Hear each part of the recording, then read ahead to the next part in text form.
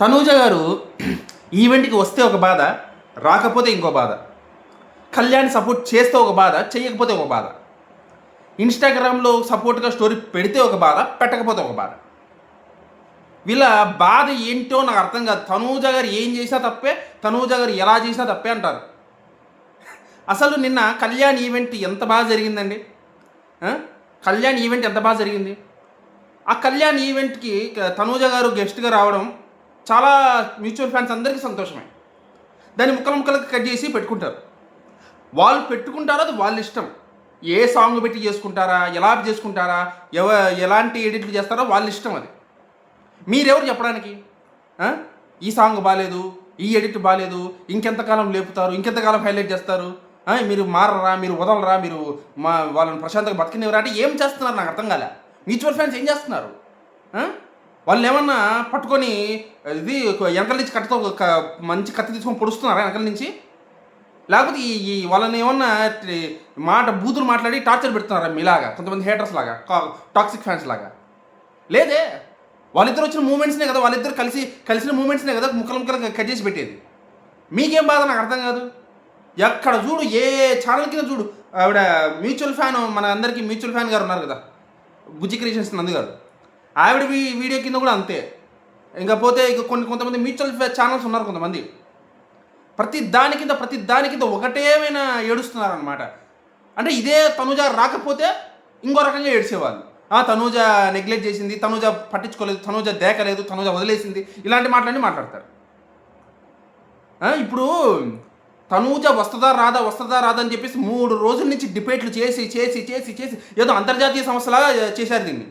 ఇప్పుడు వచ్చింది కదా, వచ్చిన తర్వాత తనూజ కళ్యాణ్తో పెద్దగా మాట్లాడలేదు, తనూజ కళ్యాణ్ని చూడలేదు. ఏంది ఇది? చూడకుండానే మాట్లాడకుండానే ఈవెంట్కి వస్తారా? ఈవెంట్లో కళ్యాణ్, అందరూ కళ్యాణ్ కోసమే వచ్చారు, అందరినీ రిసీవ్ చేసుకోవాలి, అందరితోనూ ఉండాలి. ఓన్లీ తనూజ వెంటే తిరిగితే ఈవెంట్లో వచ్చే వాళ్ళందరూ అవమానించినట్టే కదా వాళ్ళందరినీ. తనూజ వెంటే తిరిగితే అవమానించినట్టే కదా. ఇదెందుకు అర్థం చేసుకోలేకపోతున్నారు? కొంతమంది కేటీ మూమెంట్స్లో కూడా ఫీల్ అవుతారు.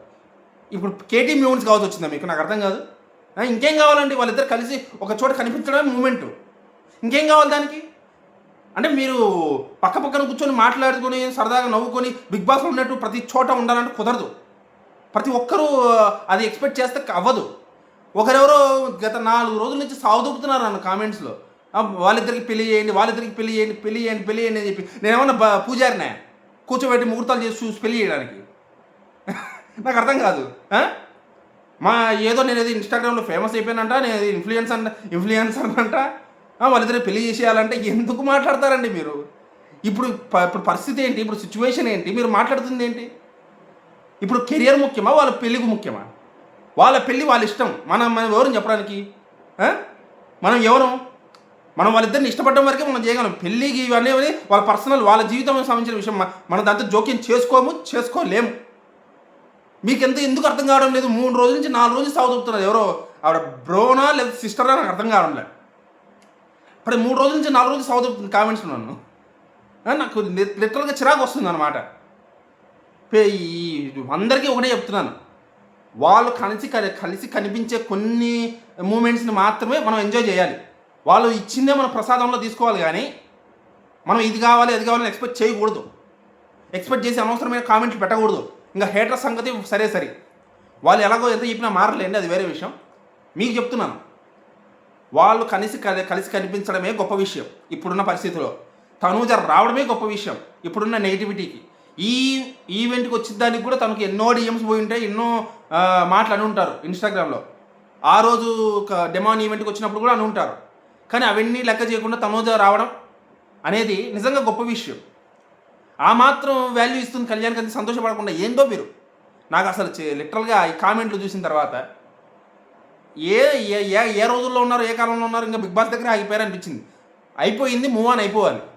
నెక్స్ట్ సీజన్ కూడా స్టార్ట్ అయిపోతుంది. ఇంకొక 4 రోజులు ఉంటే మూమెంట్ స్టార్ట్ అయిపోద్ది. ఇంకా ఎందుకు ఇవన్నీ? సరే, మీరు ఎంత చెప్పినా మీరు అర్థం చేసుకున్న వాళ్ళు అర్థం చేసుకుంటారు, లేని వాళ్ళు లేరు. మొత్తానికి వదిలేయండి. ఇక పైన ఇలాంటి కామెంట్స్ పెట్టడం మానేయండి, నా రిక్వెస్ట్. ఓకేనా?